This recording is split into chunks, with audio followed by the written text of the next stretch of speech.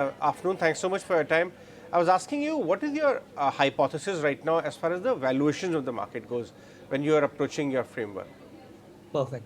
So what we do is we look at valuations from a quantitative lens. And I think 1 month back, we had 63% of the markets in a highly overvalued zone, or you could say there was some excess of froth buildup. As of now, based on our proprietary valuation indicators, only 28% of the market is still in the froth zone. So I could say with a lot of confidence that the froth or the excesses have come off significantly. And I think from a valuation standpoint, I don't see any major discomfort. Of course, in some pockets or very select stocks, there could be. As I said, 28% of the market is still frothy, but the bulk of the market is out of the froth zone. Siddharth, what are your few largest positions, few of them, if you can talk to them, So about them? rather than being more stock specific, I will tell you how my portfolio is constructed in terms of it. It's a flexi cap strategy. So how it's constructed in terms of its size mix and sectoral mix. So I think right now we are at 80% concentration between large and mid cap, say around 45% large caps, 35% mid caps, and only a mere 20% small cap. If I go back a quarter, I think my portfolio was at 75% mid and small and only 25% large. So the color of the portfolio is changing. It is becoming slightly more defensive than it was, say, a quarter back. And in terms of sectors, I think the largest holdings continue to remain in industrials, which comprise of the entire cap goods, engineering, defense, railway, the entire pack, and energy and utilities. And we've just built a significant overweight on the materials and metals space. So we're now close to 15 to 18% in the metals and mining space as well. So I think between these three, 75% of my allocations gather between the industrials, energy utilities, and materials and metals. Right. Let's talk about materials because that has been trading under pressure for some time. A lot of M&A happening in cement. Today only we broke a story saying that the Birla Group actually may be keen in picking a promoter stake in Orient. We've seen some M&A happen. But what surprises me is that cement as part of the material space has not seen any price hikes for almost 10 years. The prices have been very narrow range. There are overcapacities. But at the same time, all the big guns in the space actually want to add capacities. Do you see Right. 3-4 years down, pricing power come back, utilizations pick up, demand higher than supply?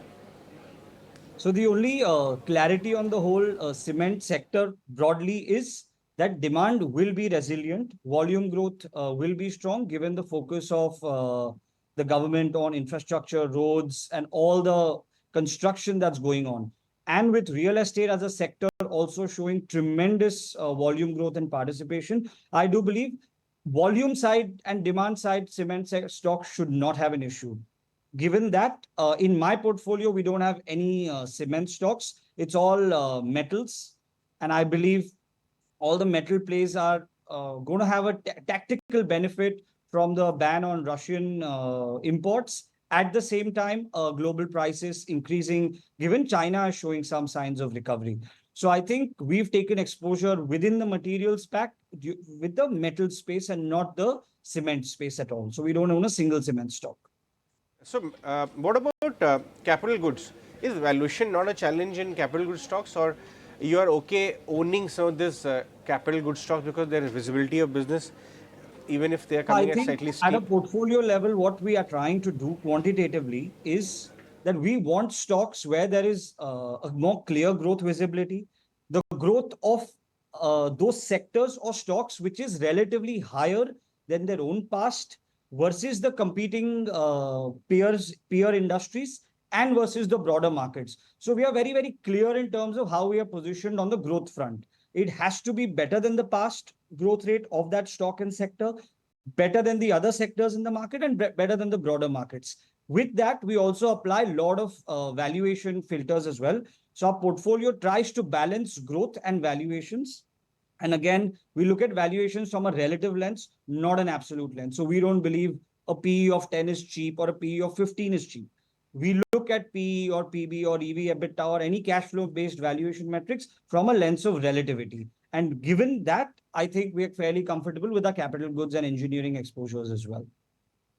How are you playing the railway space? Is it via the EPC railway companies or wagon manufacturers, or what quality of names do you have there? So right now we own IRCTC, and at some point we've been owning Ircon as well. But most of the other railway stocks don't fit into our portfolio simply because of liquidity or market cap filters that we use. So the only stocks we've owned is IRCTC and Ircon for the long time. All right. We'll let you go on that one. Thanks so much for joining us on the show today. We'll take a short break on that note.